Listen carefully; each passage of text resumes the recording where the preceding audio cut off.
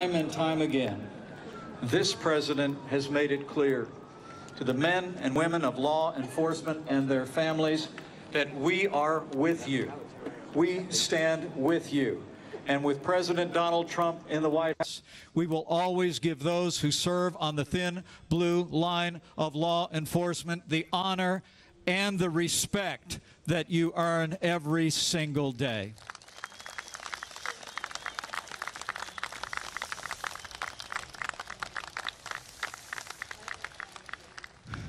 But as all of you know, and as this day of remembrance so vividly reminds us, there is much hardship in your calling, and there is much work to be done to ensure the safety and security of men and women that serve in law enforcement. This year alone, we've seen attacks on law enforcement officers that have claimed the lives of 28 heroes. Soon, these names will join those of 199 peace officers who fell in the line of duty last year.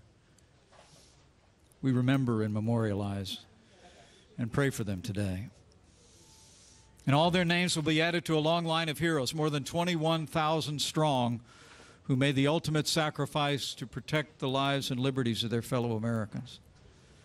These names, like those that have gone before, will forever be etched into those two marble walls at the National Law Enforcement Officers Memorial, but be assured, these names will also be forever etched into the hearts of the American people.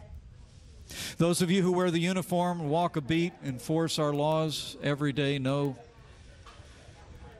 these are not numbers. They were your partners, your friends. You know their families, and you know the lives that have been shattered. The fallen heroes we remember today all answered the same call of duty to protect and serve. Their hearts were filled with the same selfless courage written of long ago, that no greater love has a man than this, that he should lay down his life for his friends. Today and any day that America loses one of our heroes in law enforcement, we mourn with those who mourn, and we grieve with those who grieve. But we do not grieve like those that have no hope. For your heroes give us hope. The heroes that we honor today, all the men and women of law enforcement gathered here, those looking on from across the country, are our heroes. You are the peacekeepers, the shield for the innocent and the vulnerable, the guardians standing between us and violence and lawlessness. And the American people are grateful every day. Your courage strikes fear into the hearts of those who would do harm. Your sacrifice fills law-abiding citizens with confidence and pride and gratitude. And your presence wherever you are, day or night, makes our communities stronger, our streets safer, and our nation more secure. You are the best of us. And the debt our nation owes to the men and women who serve every day in law enforcement and their families is a debt we can never fully repay. But know this: under President Donald Trump, we will always fight for you. We will always support you. And we will never stop striving to be worthy of your noble example of service and sacrifice.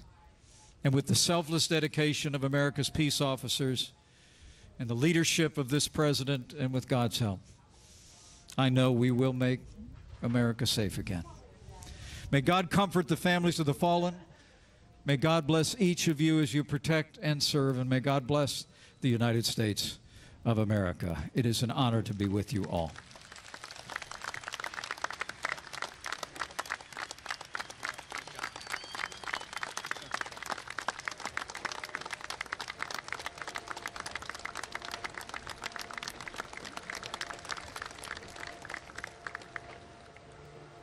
It's now my privilege to introduce Branch and Dean to perform The Dash.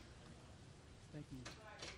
You know, music's intended to change lives. We never knew when we wrote this next song we'd be changing our own lives. That's right. This song is called The Dash. It's talking about that little line between the year you're born and the year you pass. And what are you going to do with your dash?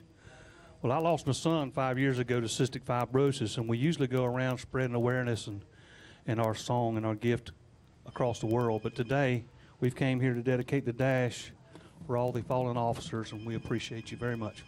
Yes, we do.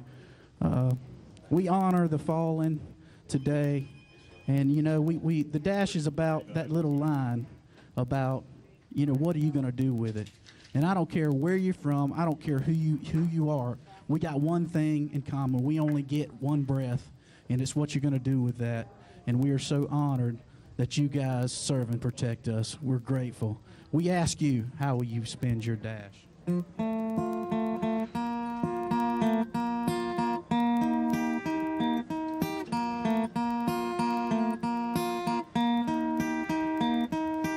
1990-2013 was written in granted above rest in peace, those two little numbers with the line in between, it got me thinking about how much that little line means. Well, life goes by so fast, it sure does, and our story's defined by how we spend that dash. So take every breath like it's the only one you'll get, 'cause there's only so much breath you get to take. And when it comes to love, you can never give enough. So love like you mean it every day, from the first breath until the last. How will you spend your dash?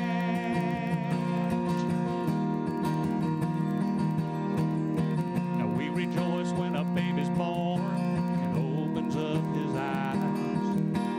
Lord, it tears our hearts up when our loved ones say goodbye. One moment there's a future, and another that's your past.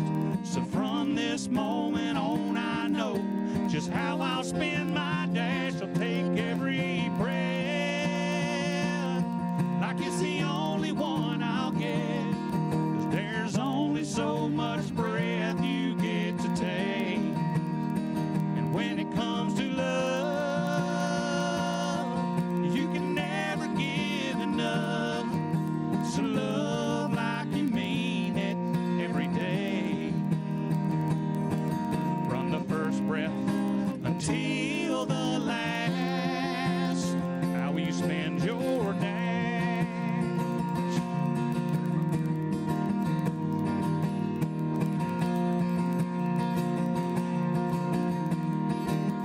So when it comes to love, you can never give enough. So love like you mean it every day, from the first breath until the last. How will you spend your dash?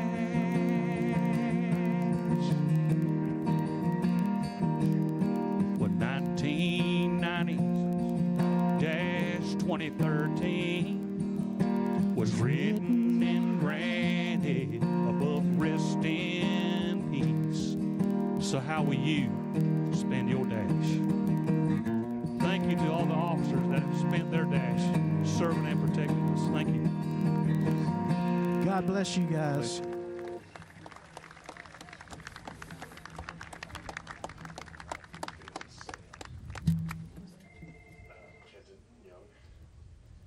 I want to welcome you again to the 37th annual. 37 years ago, the National FOP Auxiliary recognized that we had had a national bill passed in 1962, but we hadn't done much with it after that. So in 1982, 125 people gathered in Washington, D.C. to honor that year's fallen. And it has turned into what we now call Police Week. And we recognized that we had a duty and responsibility to honor those who pin on a badge or a star and don't make it home to their families. For the past 37 years, we have corrected the mistake we made. And we now come together every year on May 15th to make sure that this country never forgets those who served with honor and distinction. This is a fitting tribute, and as we sit here today with the President and Vice President, along with members of the Cabinet, members of the House and Senate, we can easily see that our heroes did not die in vain. The thousands of law enforcement officers who are here come to show you, the families, that we are indeed one family, and we will support our families in a time of need. In 1985, Ronald Reagan, in his annual message about Police Week, said, "Let us resolve to do all in our power as citizens of the United States to support law enforcement officers in their work and pray that no more of them are taken from their families and those that they so ably serve.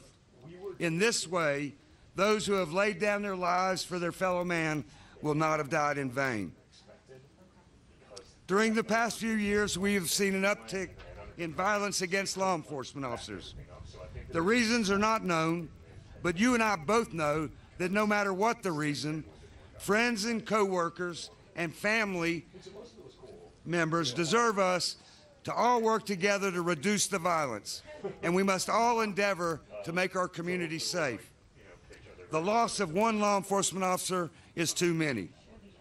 And by making sure that America sees the loss that we suffer and be witness to the lives we honor here today, we can only hope that one day we will be on this hallowed ground honoring those from the past.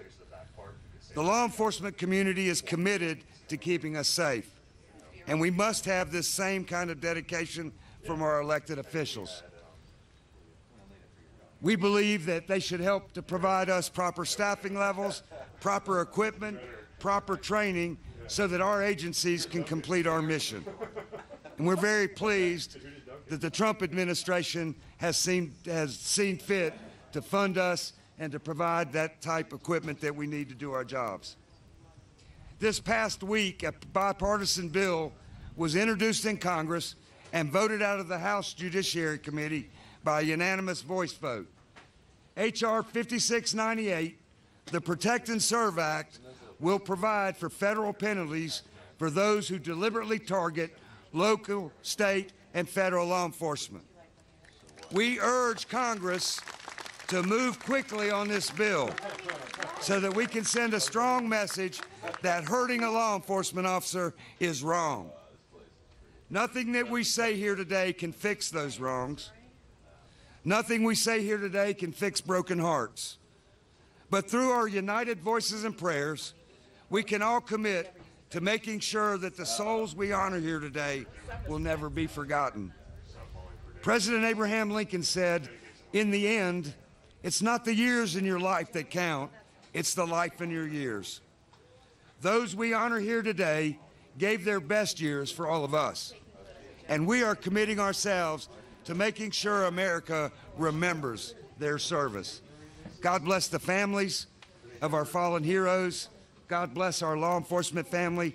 God bless our military for keeping us safe, and may God bless America.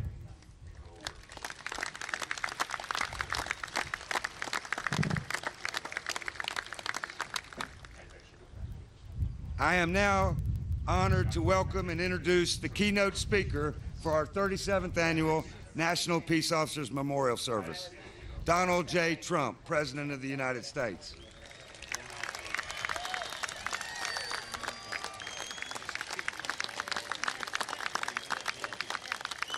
Mr. President, it is a great privilege and honor to have you with us here again today as we pay our respects and share our grief with families of our nation's fallen heroes.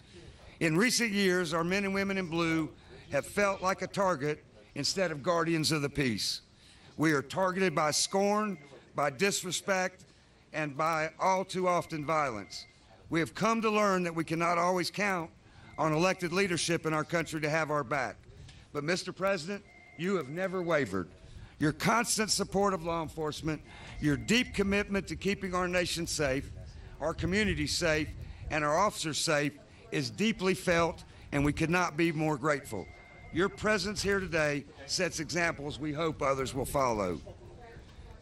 The Senate version of our bill has been introduced by Senator Orrin Hatch and Senator Heitkamp, both were invited but were unable to attend for the dais. Senator Heitkamp is an escort for the North Dakota officer. Thank you, Senator, for being with us. These attacks on law enforcement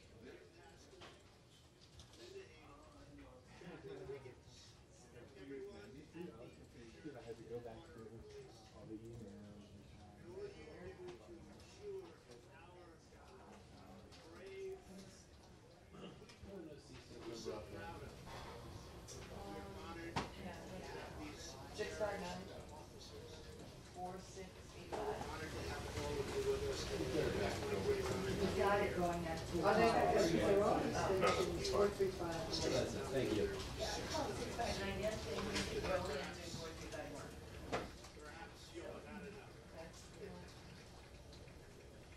We stand with our police, and we stand with you. Hey, it's Arden. How are you? Good. I don't know if you heard the best about this, but pool 3 is getting. That's in Northtown. Well, how do I see Northtown? 800 camera movements for somebody moving in the frame.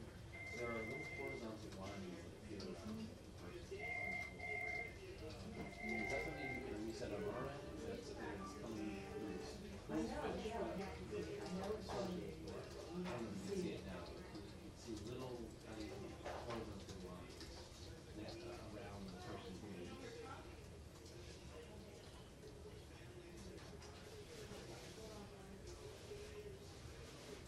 Okay. Okay.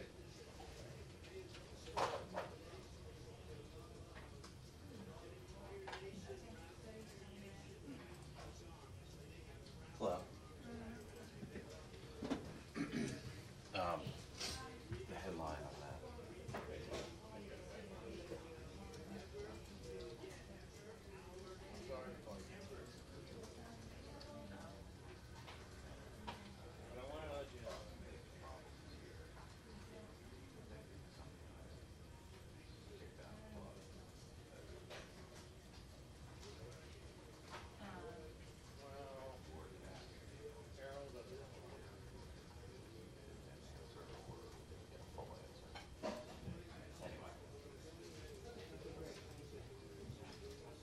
Huh?